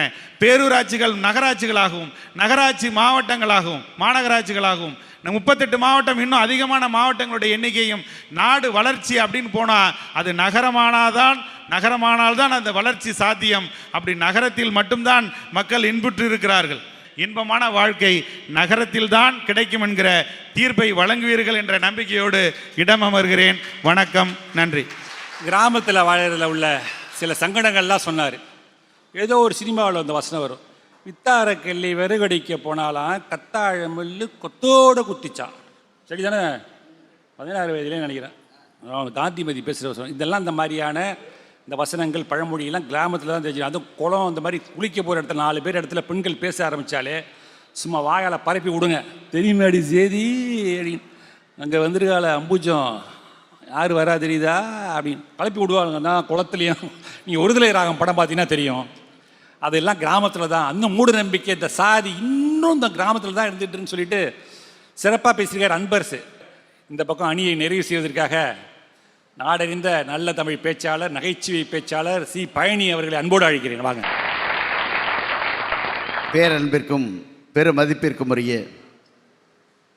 மன்னார்குடி வாழ் பெரியோர்களே, தாய்மார்களே, குழந்தைகளே, நண்பர்களே, புதுயுகம் தொலைக்காட்சி குடியரசு தின விழா சிறப்பு பட்டிமன்றத்தை பார்த்து கொண்டிருக்கிற நேயர் பெருமக்கள் அத்தனை பேருக்கும் எங்கள் குழுவின் சார்பாக பணிவு கலந்த நன்றி கலந்த வணக்கத்தை முதற்கண் தெரிவித்துக் கொண்டு, ஒரு அற்புதமான நடுவர், அழகான நடுவர், சிறப்பான நடுவர். நான் போகிற ஊரெங்கும் சொல்வேன், நாங்கள் கூட தமிழ் இலக்கியம் படித்த MA MPhil PhD இலக்கியம் படித்த மாணவர்கள் கூட சொல்லாத கருத்துக்களை எல்லாம் மேடைகளிலேயே சொல்லி வருகிற அற்புதமான நடுவர் எங்கள் அண்ணன் ராஜமூர்த்தி அண்ணன் அவர்களுக்கு பணிவான நன்றி கலந்த வணக்கத்தை சொல்லி, ஏற்கனவே ஜில்லுன்னு இருக்கு இந்த ஊரில் எனக்கு ரொம்ப பெருமை என்னென்னா, நான் வேதாரண்யம் தாங்க என் சொந்த ஊர். ஒரு விஷயம் சொல்கிறேன், திருச்சியிலேருந்து வேதாரண்யம் வரைக்கும் சோழ மண்டலம் உங்களுக்கு தெரியும். தோப்பா என்கிற அருமையான ஒரு எழுத்தாளர் எழுதினார், சோழ மண்டலத்துக்கு எது சிறப்புன்னா காவிரி ஆறு சிறப்பு தான், கல்லணை சிறப்பு தான், அதை விட பிரகதீஸ்வரர் கோயில் சிறப்பு தான். ஆனால் அதை விட மிகப்பெரிய சிறப்பு எது தெரியுமா? அந்த காலத்திலலாம் நம்ம ஊரில் கோயிலை பார்க்க, குளம் பார்க்க நிறைய பேர் வெளியூர்லேருந்து வருவாங்களாம். வெளியூர்லேருந்து வருகிற போது அவர்கள் தங்கறதுக்கு சத்திரம் இருக்கும், ஹோட்டல் இருக்காது இல்லைங்களா? சத்திரத்தில் வந்து தங்கியிருப்பாங்களாம். அப்போ நம்ம ஊர் பெண்கள் 9 மணிக்கு இரவில் சோத்துக்கு தண்ணி ஊற்றுவாங்க இல்லையா? சோத்துக்கு தண்ணி ஊற்றும் போது தன் வீட்டில் இருக்க சின்ன பையனை கூப்பிட்டு அந்த சத்திரத்தில் யாராவது படுத்துருக்காங்களான்னு பார்த்துட்டு வாம்பாங்களாம். இந்த சின்ன பையன் கேட்பானா, ஏம்மா சத்திரத்தில் யார் படுத்துருந்தா நமக்கு என்னன்னு? அப்போ அந்த அம்மா சொல்லுமா, நம்ம ஊருக்கு வந்திருப்பாங்க, பசியோடு அவர்கள் படுத்து விடக்கூடாது, சோழ நாடு சோறுடைத்த தேசம்னு சொன்னான். ஏன்னா பாண்டிய நாட்டுக்கு முத்துங்க, அது இல்லாமல் வாழலாம். சேர நாட்டுக்கு தந்தம், அது இல்லாமல் வாழலாம். ஆனால் சோழ நாடு சோறுடைத்த தேசம், சோறு இல்லாமல் மனுஷன் வாழ முடியாது. அப்படி எல்லாருக்கும் சோறு போட்டவங்க கிராமவாசிகள், சாப்பிட்டவங்க நகரவாசிகள். உண்மையிலங்க பேரறிஞர் அண்ணா இந்த ஊருக்கு வந்தார். பேரறிஞர் அண்ணா இந்த ஊரில் திருமாக்கோட்டை, பரக்கலக்கோட்டை, பரவாக்கோட்டை, உள்ளிக்கோட்டை, சுந்தரக்கோட்டைன்னு கோட்டைன்னு ஊர் இருக்கு. தாமரக்கோட்டை இருக்குல்ல? ஆனால் கோட்டை இருந்ததுக்கான ஏதாவது அடையாளம் இருக்கா? பேரறிஞர் அண்ணா சொன்னார், என்ன தெரியுமா சொன்னாரு? கல்கோட்டை அல்ல, நெல்லை கோட்டையாக கட்டி வச்ச ஊரா இந்த ஊருன்னு சொன்னார். அருமையானது. அப்படி உழைச்ச மக்களுங்க நாங்க. யோசிச்சு பாருங்க, பாட்டு எப்படி போட்டாங்க கிராமத்தில் அந்த காலத்தில். தூக்கண்ணாங்குருவியெல்லாம் தன்னறிஞ்ச பாஷையில் மூக்கோண்டு மூக்கு மச்சி முன்னு பேசையில் மடைய திறந்து வச்சா மட தண்ணி நிறைஞ்சு வரும், மடைய திறந்து வச்சா மட தண்ணி நிறைஞ்சு வரும், மானம் பார்த்திருக்கும் மஞ்சக்காணி விளைஞ்சு வரும், அம்மங்கோயில் கிழக்காலே அண்ணவயல் மேற்காலே நம்ம ஒரு நட்டு மாலே நிக்கி தண்ணி அடியை நட்டு சொன்ன நம்ம கண்டு சொக்கு தண்ணி. அருமையா. இன்னைக்கும் காதுல கேட்டுட்டு இருக்கு சார் அந்த பாட்டு. நீங்க என்ன பாட்டு போட்டீங்க? எவரிபடி லிஸ்ட்ல தொம்ப தொம்ப தும்ப தும்பா ரொம்ப ரொம்ப ரொம்ப எவன் சத்தா எனக்கு என்னன்னு பாட்டு பாடிட்டு கல்லலைக்கு ராத்திரி மேல் காதல் என்னங்க அது? குடத்தை வச்சு ஒப்பார வைக்கிற மாதிரி பாட்டு இல்லைங்க. அதுவும் இந்த ரிங்டோன் வந்ததுக்கப்புறம் அந்த செல்ஃபோன் ரிங்டோனு அப்படி அநியாயம் பண்ணுறான் சார். அன்றைக்கெல்லாம் ஒருத்தன் பாட்டு செத்து போச்சு சார், கட்டி பிடிச்சி அழுதுட்டு இருக்கான். அவனுக்கு ஒரு ரிங்டோன் வருது, கட்டி பூடிடா கண்ணாளா கண்டபாடி கட்டி பூடிடா ஆடுறான். அவங்க பாட்டு செத்துருச்சு. ஏங்க இது கூட பரவாயில்லைங்க. அன்னைக்கு ஒருத்தர் ரிங்டோன் வச்சிருக்கான். ஃபோன் பண்ணேன், நண்பன் தான் எனக்கு. உசுரே போகுது உதட்ட நீ கொஞ்சம் சொல்லிக்கலாம். வரியே உசுறு போகுதுன்னு வச்சுருக்கான் சார். எங்க இதெல்லாம் பாட்டாங்க. இதெல்லாம் அந்த காலத்தில் இருந்ததா, கிராமங்களில் இருந்ததா சார்? ஒன்று சொல்லவா? உள்ளன்போடு இருந்த மனிதர்கள் கிராமத்துக்காரர்கள் சார். நாய் மாதிரி உழைச்சவன் கிராமத்துக்காரன், நாயோடு போறவங்க நகரத்துக்காரன். 5 வருஷமா ஒருத்தன் நாயை பிடிச்சி எங்க ஊர்ல வாக்கிங் போறான் சார். நாய் இழைச்சு போச்சு, அந்த ஆள் அப்படியே இருக்கான். இப்ப நாயை கூப்பிட்டா அது வரமாட்டேது. போயா நாய் இழைச்சிட்டு பாடல போட்டு. நீங்க நல்லா நினைச்சு பாருங்க சார். ஒரு சம்பவம் தான் சார் ஒரு மனுஷன் உருவாக்கும். அவரு என்னமோ புத்திசாலித்தனமா நாங்க வந்து சொல்லுவோமா, இளையராஜா எங்கிருந்து வந்தார் ராசையா உங்களுக்கு தெரியுமா? சரி, மண் மணக்கிற டியூனை இளையராஜா போடலன்னா அவரை யாருக்காவது தெரியுமா? யாருக்காவது தெரியுமா சார்? சார் இன்னைக்கு இளையராஜா பாட்டு போட்டார் சார். இன்னைக்கு இளையராஜா பாட்டு ஒன்று யோசிச்சு பாருங்க சார். மதுரையில் தான் பிறந்தார் மனுஷன். வாழும்போது கூட அந்த மனிதரை யாருக்கும் தெரியல சார். செத்ததுக்கு அப்புறம் அவர் சமாதியை போய் பாருங்க. இன்னைக்கும் மக்கள் அலையலையாக வந்து கும்பிட்டு இருக்காங்கன்னா விஜயகாந்த் என்கிற அற்புதமான கிராமத்து மனிதர் சார் அவரு. நான் வயலில் வேலை பார்த்துட்டு இருப்போம்.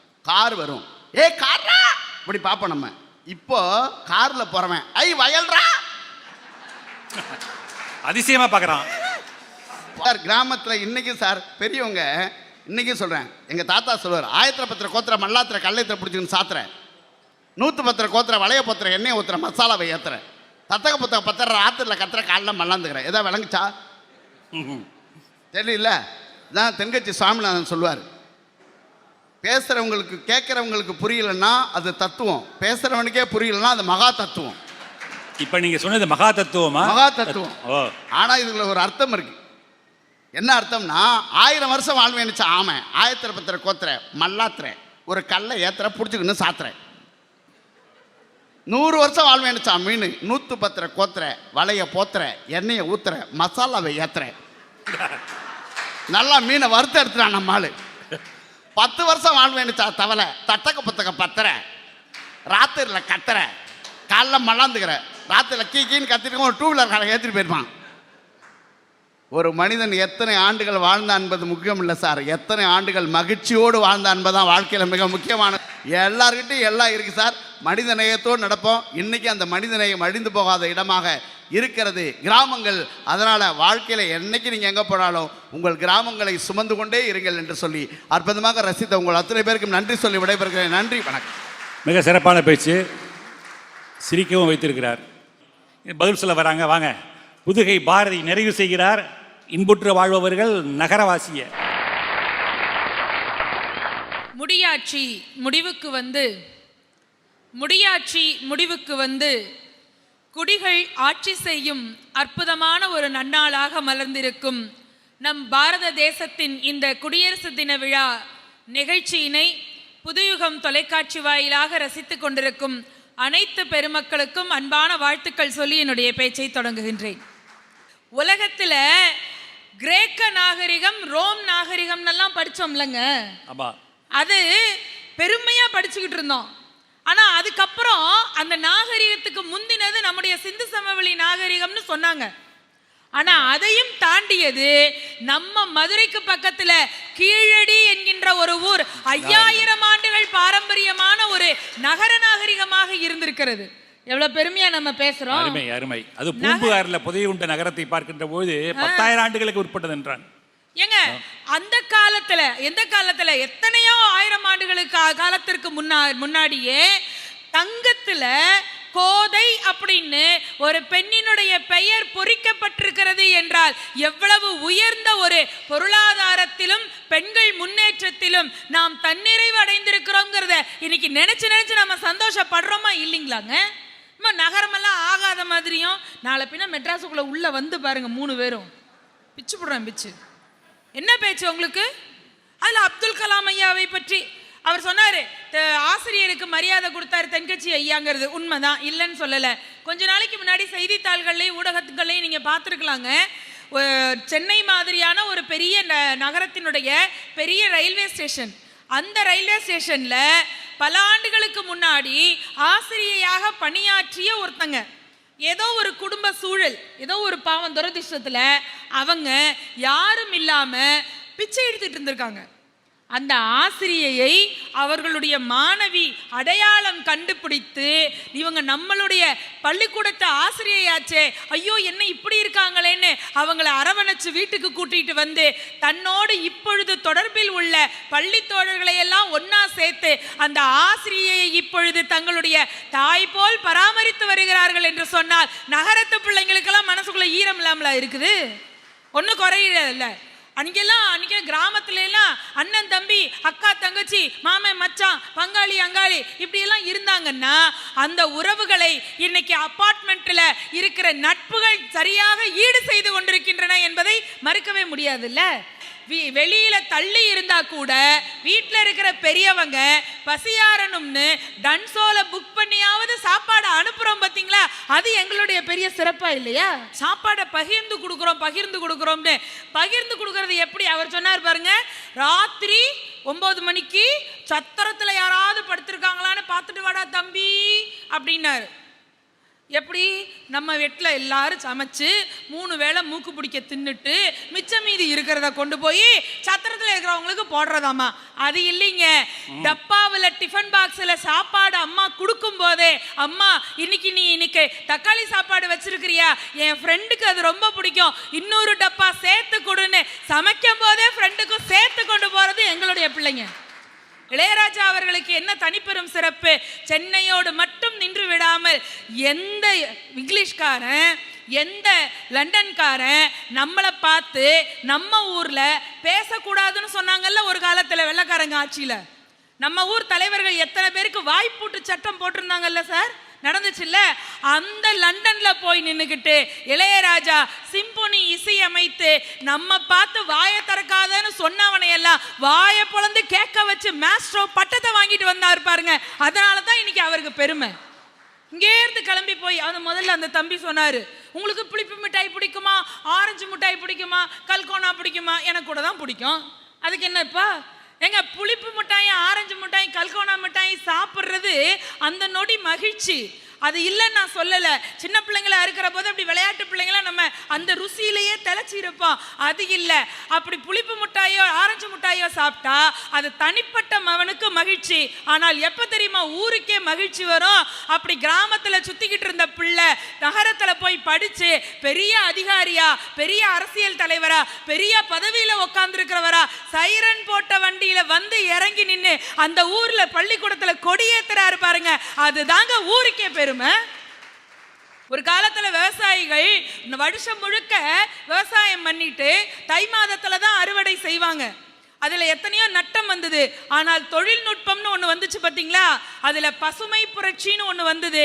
இந்திய திருநாட்டிலே பல்லாயிரக்கணக்கான லட்சக்கணக்கான மக்கள் பசியிலே பஞ்சத்திலே வாடி அவர்கள் உயிரை இழந்த சோகம் எல்லாம் மாறி இன்னைக்கு 3 வேளையும் ஓரளவுக்கு எல்லாரும் சாப்பிடுகிறோம் என்று சொன்னால் விவசாயத்திலே அறிவியலாளர்கள் கொண்டு வந்த பசுமை புரட்சி என்கின்ற மாபெரும் கண்டுபிடிப்பு தான் இன்னைக்கு நம்மளை எல்லாம் பசியாத்திக்கிட்டு இருக்கு. அதை யாராவது மறுக்க முடியுமா? ஆனால் இன்னைக்கு பிரசவத்திலே இறப்பு விகிதம் என்பது இந்தியாவிலே மிக மிக மிக குறைவான ஒன்று. வயிற்றுக்குள்ள பிள்ளை இருக்கிற போதே அந்த பிள்ளை இன்ன மாதிரியான உடல் குறைபாடோடு இருக்குன்னு சொல்லி அது வயிற்றுக்குள்ள இருக்கிற போதே அதுக்கு வைத்தியம் பண்ற அளவிற்கு மருத்துவத்துறை வளர்ந்திருக்கிறது என்று சொன்னால் சாமான்யமாவா இருக்குது? எல்லாம் சிட்டில தான் முடியும், கிராமத்துல முடியுமாயா? முடியுமா? தானும் முன்னேறி தன்னை சுற்றி இருக்கக்கூடிய ஊரையும் யார் முன்னேற்றுகிறானோ அந்த மனிதன் தான் உலகத்தில் சிறந்தவன் என்றார். அந்த வாய்ப்பையும் வசதியையும் தருவது நகரம்தான் என்ற காரணத்தினால் இன்புற்று வாழ்பவர்கள், மற்றவர்களையும் இன்பத்தில் ஆழ்த்துபவர்கள் கிராமவாசிகளை விட நகரவாசிகளே என்ற நல்ல தீர்ப்பை நீங்கள் வழங்க வேண்டும் என்று கேட்டு வாய்ப்பிற்கு நன்றி கூறி விடைபெறுகிறேன். நன்றி, வணக்கம். மன்னார்குடியில் ஒரு மழை பெஞ்சு ஓஞ்ச மாதிரி புதுகை பாரதி அப்படியே அடுக்கிட்டாங்க. நிறையா சொன்னாங்க. சிம்பொனி இசை, நமச்சிவாய வாழ்க, நாதன் தாழ் வாழ்க, இமைப்பொழுதும் என்னெஞ்சில் நீங்காதான் தாழ் வாழ்க, கோகழியாண்ட குறுமனிதன் தாழ் வாழ்க, ஆகமமாகி நின்று அன்னிப்பான் தாழ் வாழ்க, ஏகன் அநேகன் இறைவனடி வாழ்க, வேகம் கெடுத்தாண்ட வேந்தனடி வல்க. அற்புதமான சிவபுராணத்தை சிம்பொனி இசையில் இளையராஜா போட்டு உலகத்தில் அதை புகழை பரப்பி விட்டார் அல்லவா. அது நகரத்தில் இருக்கிற டெக்னாலஜியால் தானே முடியுது. அப்படி நிறைய விஷயங்கள். இந்த பக்கம் மனிதாபிமானம் இன்னும் உயிர் வாழ்ந்து கொண்டிருப்பது எங்கே என்று சொன்னால் கிராமம் என்பதை அற்புதமாக சொன்னார் பழனி. சோறு போடுவதை பற்றி சொன்னார். எட்டரும்பொருளே திருச்சிற்றம்பலத்தில் இலகிய இறைவா, உலகில் பட்டினியுற்றோர் பசியால் களைத்தனரென ஒட்டிய பிறரால் கெட்ட உழுதெல்லாம் உளம் பகீரென நடுக்கு உற்றேன், இட்டை உலகில் பசியெனில் எந்தாய் என் உளம் நடுங்குவது இயல்பேன் பானார் வள்ளல் பெருமான். பசி என்றால் என் உள்ளம் இயல்பாகவே நடுங்கும். பசியால் ஒருத்தன் வாழ்கிறான் என்றால் மனசு துள்ளுகின்றார், உள்ளம் பெறுகின்றது, உடம்பும் பெறுகின்றது. என் செய்வேன் நந்தோ கொள்ளலேன் உணவும் தரிக்கிலேன், இந்த குறையெல்லாம் தவிர்த்தருள் எந்தா என்று இறைவனிடத்தை வேண்டியவர் வள்ளலார். நான் ஒருத்தர் சாப்பிட்டா பார்த்தா அதை உலகத்தில் உள்ள எல்லா மக்களும் சாப்பிடணும், அதுவரை நான் சாப்பிட மாட்டேன்னு சொன்ன அருளாளர்லாம் கிராமத்திலிருந்து வந்தவர்கள் தான் என்பதை மிக அற்புதமாக அவர் பேசியிருக்கிறார். கிராமத்தில் தானே சாதி சண்டை இன்னைக்கு இருக்கு. பேருக்கு முன்னாடி இந்த சாதி போடுவான். இறப்பில் கூட இன்னார் போட்டு பின்னாடி சாதி இயற்கை எழுதினார், கண்ணீர் அஞ்சலி. அதை செத்தாலும் கூட சுடுகாட்டுக்கு போகிறவர்களும் சாதி பட்டத்தோடு போகிறான். மூட நம்பிக்கையெல்லாம் இன்னும் இந்த பக்கம் தான் இருக்குன்னுட்டு இங்கே நகரவாசிகள் குற்றம் சாட்டுறாங்க. இவங்க சொல்கிறாங்க, நகரத்தில் போய் பாருங்கடா, மக்கள் நெருக்கத்தில் அவன் செத்துட்டு கிடக்குறீங்க, வாடகை கொடுத்து கட்டுப்படியாகுதா, இஎம்ஐ அப்படின்னு பேர் வச்சுருக்கான். ஆனால் பார்க்கும்போது நகரத்து வாழ்க்கையை பாவம் காலில் சக்கரத்தை கட்டுற மாதிரி ஓடுறான்யா. முதுகில் எல்லா பையிலும் ஒரு பையன் மாட்டிக்கிறான். அதில் என்ன தான் வச்சுருப்பானோ தெரியல. இந்த லேடிஸ்லாம் பார்த்தா ஒரு ஹேண்ட்பேக், அதில் பார்த்தா லிப்ஸ்டிக்கு இந்த மேக்கப் சாதனம்லாம் இருக்கும் போல இருக்குது. பையன் ஒன்று தூக்கிட்டு அதுவோ போதுவோ லைட் ட்ரெயினை பிடிச்சி காலையில் சார் 5 மணிக்கு எழுந்திரிச்சிடும். எங்கள் ஆஃபீஸில் வேலை செய்யுது 5 மணிக்கு எழுந்திரிச்சு. என்னம்மா ராத்திரி 11 மணி வரல ஒர்க்கு வேலை இருந்துக்கிட்டே இருக்கும் சார். என்னம்மாண்ணா அது ஏன் சார் கேட்குறீங்க? வீட்டுக்காருக்கு அனுப்புறதுக்கு சமைச்சு வச்சுட்டு அதை பண்ணிவிட்டு இதை பண்ணிவிட்டு பசங்களை ஸ்கூலுக்கு அனுப்பி அந்த பஸ்ஸில் அனுப்பிச்சி விட்டு அப்படியே வந்து எலக்ட்ரிக் ட்ரெயினை பிடிச்சி திரும்பி பஸ்ஸை மாறி இங்கே வந்து ஆஃபீஸில் இறங்கி இப்போ சமயத்தில் ஷேர் ஆட்டோவில் போய் அப்பா போதுமாம்மா அது பாட்டுக்கு போகிறோம். இந்த பசங்களை பார்த்தீங்கன்னா காலையில் பாவம் ஐடியில் வேலை செய்கிற பசங்கள்லாம் சிட்டியில் அப்படியே இந்த ஜீப்பில் கவர்மெண்ட் ஜீப்பில் போகும்போது அப்படியே பார்ப்பேன், டிரைவர்கிட்ட பேச்சு கொடுத்துட்டே போவேன். ஐயா கையேந்தி போகணும், செம்ம கூட்டமாக இருக்கும். என்னையா உள்ள கூட்டம் சார்? ஐயா தோசை 15 ரூபாய்க்கு அருமையாக இருக்குங்க, 3 சட்னி வைப்பான், சாம்பார் வைப்பான், அட்டகாசமாக இருக்கும். நல்லா முதுகில் பையன் மாட்டிட்டு அப்படியே கத்தில் அது பாவம். சிட்டியில் உள்ள பசங்க சம்பாதிச்சு சாப்பிட்றதுக்கு கையேந்தி போகணும், அது பேர் அருமையாக இருக்குன்றாங்க. ஓடுறாங்க, எதுக்காக ஓடிட்டு இருக்கானுங்க? குடும்பத்தை காப்பாற்ற ஓடுறாங்க, சிட்டியில் ஓடுறானுங்க. எப்படியாச்சும் ஒரு பிளாட் வாங்க மாட்டாமான்னு சொல்லிட்டு கடனை போட்டு கடனை வாங்கி பேங்கில் கடனை வாங்கி திரும்ப அதை கட்டுறதுக்கு வீங்கி போகிறாங்க. ஆனால் கிராமத்தில் நீங்கள் பார்த்தீங்கன்னா இருக்கிறத வச்சுட்டு இன்பமாக வாழலான்னு சொல்லிட்டு இயற்கையோடு ஒன்றி வாழறான். இது சிட்டியில் பார்த்தீங்கன்னா அது மாதிரி தண்ணீர் பஞ்சம். ஒரு காலத்தில் சிட்டியிலங்க, இப்போ கிடையாதுங்க. இப்போ நல்ல மழை பாருங்கள். இந்த கோவிட் வந்தப்போ எப்போ இந்த கடையடுப்பு இந்த எல்லா வாகனத்தையும் நிறுத்தினானுங்களோ இயற்கையை வந்து மழையோ கொட்டோன்னு கொட்டுறதுனால இப்போ சிட்டியில் வந்து தண்ணீர் பஞ்சமே கிடையாது. ஆனால் ஒரு காலத்தில் தண்ணி லாரி வந்துச்சுன்னா அதை பிடிக்கிறதுக்கு இந்த பொம்பளைங்க போய் நிற்கும் பாருங்க, குடத்தை தூக்கிக்கிட்டு பெரிய கீழ் நிற்கும். அந்த லாரி திரும்பி முடிஞ்சிடும். கடைசி காலத்தில் அந்த குடத்தை எடுத்துகிட்டு போய் ஏமாந்து திரும்பி வந்த கூட்டத்தில் நான் பார்த்துருக்குறேன். சிட்டியில் அந்த மாதிரி தண்ணீர் பஞ்சம். கிராமத்தில் எப்படியாச்சும் நீங்கள் பைப் இறக்க 200 அடியில் 300 அடியில் நிலத்தடி நீர் வந்துடும். தண்ணி கேனுக்கு அலைய வேண்டிய அவசியமே இல்லை. என்ன நிலத்தடி நீரை பிடிச்சி கொதிக்க வச்சு ஆற வச்சு சாப்பிடு, இது ஹெல்த்தியான வாழ்க்கை. இது தண்ணி கேனை நம்பிட்டு இருப்பான். தண்ணி கேனை கொண்டாந்து எப்போ போடுவான், சிலிண்டரை கொண்டாந்து எப்போ போடுவான். சிலிண்டர் இருக்கோ இல்லையோ விறகு அடுப்பில் இன்றைக்கும் பார்க்குறேன் சில இடத்துல சமைச்சிட்டு தான் இருக்காங்க. அவன் நல்லாமல் இல்லாமையா போயிட்டான். அடுத்து இது கூடி வாழறது நினச்சி பாருங்களேன். நகரத்தில் அடுக்கு மாதிரி குடியிருப்பு, எங்களுக்கு பேர் டவர் பிளாக் 9 மாடி. சத்தியமாக சொல்கிறாங்க, பக்கத்து வீட்டுக்காரன் நான் இது வந்து பேசினதே கிடையாது. 8th வீடு அந்த இடத்துல அந்த ஒரே ஃப்ளோரில் 4 வீடு இருக்குங்க. இப்போ தான் ஒருத்தர் வந்து ஜாயின் பண்ணி பேர் அவர் 6 மாதம் ஆனோடனே ட்ரான்ஸ்ஃபர் ஆகி போயிடுவார். புதுசாக வருவார். அவர் என்னை கண்டுக்க மாட்டார், நானும் அவர் கண்டுக்க மாட்டேன். லிஃப்ட்டில் எல்லாம் ஒன்றா போவோம். இப்படியே அமைதியாக அவர் இறங்கி போவார், நானும் அப்படி இதியாக, ஏன்னா அவர் பேசிட்டுமே நான் போவேன், இல்லை நான் பேசிட்டுமே அவர் பார்த்துருப்பாரு, அவர் சார் முதல்ல விஷ் அடிக்கணும்னு அவர் பார்த்துருப்பாரு, அவர் விஷ் அடிக்கக்கூடாது. இது ஈகோ பிரச்சனைலாம் சிட்டியில் உண்டு. கிராமத்தில் என்ன பையனே அப்பா வந்த ஊர்லேருந்து நீ வந்து பட்டிமன்றம் போயிட்டு வந்த போல் இருக்கு, எவ்வளோ கொடுத்தாங்க, என்ன நிறையா வாங்குறேன்னு கேள்விப்பட்டேன் அப்படின்னு அப்படியே அப்படி அந்யோன்யமாக பேசுதான்னு இந்த கிராமத்தில் தான். நகரத்தில் அதெல்லாம் பார்க்கவே முடியாதுங்க.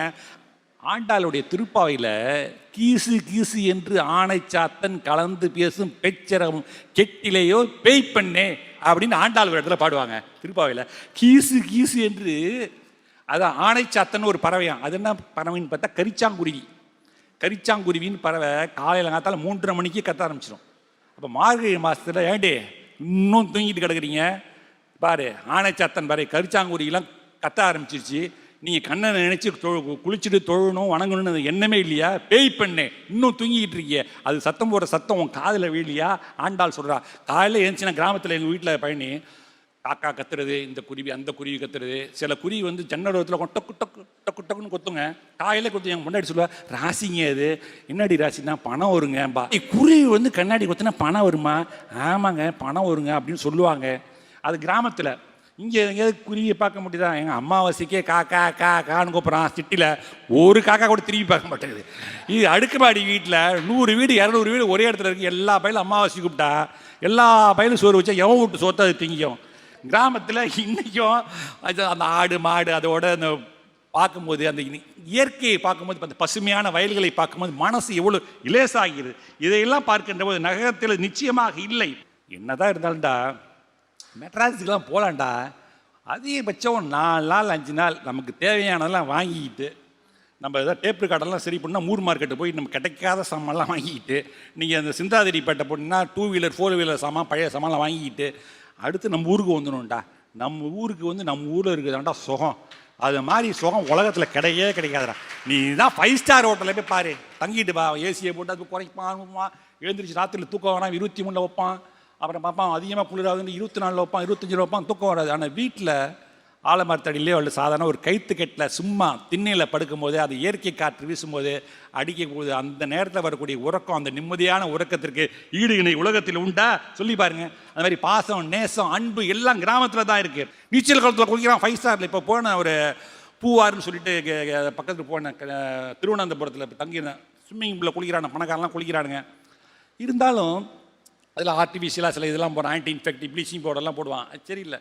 நீ சொன்ன மாதிரி கிராமத்தில் அந்த குளத்தில் மேலேருந்து குளிச்சு டைவ் அடித்து விழுந்து அதை நீந்தும் போது அந்த பசங்களோடு சேர்ந்து இவன் எவ்வளோ தூரம் எழுந்தாலும் நம்ம எவ்வளோ தூரம் நீந்தும் போது அப்படியே அந்த ஆடி மாதம் அந்த ஆடி பெருக்கு வரும்போதுலாம் அப்படியே பார்க்கும்போது என்ன ஒரு ஆனந்தங்க இருக்குங்க. அது நகரத்தில் கிடைக்குதா? இன்புற்று வாழ்வது நகரத்திலா கிராமத்திலா? கூட்டி கழித்து பார்க்கின்ற போது என்னை பொறுத்தவரை கிராமத்து வாழ்க்கை ரம்மியமான வாழ்க்கை, இன்பமான வாழ்க்கை, ரசிக்கத்தக்க வாழ்க்கை. இயற்கையை ரசிக்கலாம், பொல்யூஷன் இல்லை. ஆகவே இன்புற்று வாழ்வதற்கு ஏற்ற இடம் கிராமமே என்று சொல்லி நிறைவு செய்கின்றேன். நன்றி, வணக்கம்.